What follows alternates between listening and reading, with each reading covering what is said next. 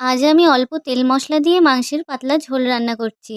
প্রথমে আমি আলু ভেজে নিয়েছিলাম আর সেই তেলেই মাংসটা রান্না করব। 1 কেজি মাংসের জন্য আমি 3টে পেঁয়াজ কুচি ব্যবহার করেছি আর 9টা মতো কাঁচা লঙ্কা চিড়ে দিয়েছি।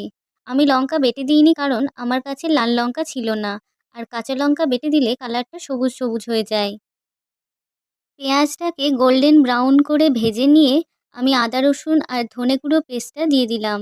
আমি মাংস রান্নায় সাধারণত জিরে গুঁড়ো ব্যবহার করি না। আপনারা চাইলে করতে পারেন, তবে অল্প পরিমাণে।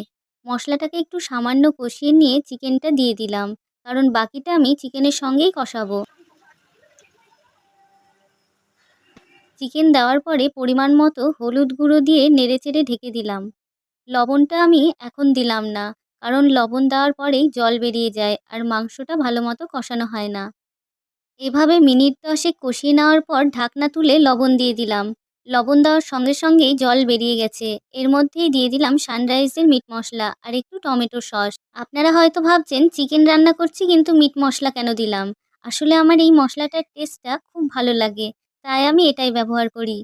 তারপর ভালো করে মিক্স করে নিয়ে 10 মিনিট মতো কষিয়ে নিলাম আর ভেজে রাখা আলু দিয়ে দিলাম। আলু ভাজার সময় আমি প্রায় সিদ্ধ করে নিয়েছিলাম। তারপর একটা এলাচ আর 1 টুকরো দারচিনি বেটে দিয়ে আরও 5 মিনিট কষিয়ে জল দিয়ে দিলাম। 10 মিনিট মতো ফুটিয়ে নিয়ে বন্ধ করে দিলাম। রেডি হয়ে গেল অল্প তেল মশলা দিয়ে চিকেনের পাতলা ঝোল।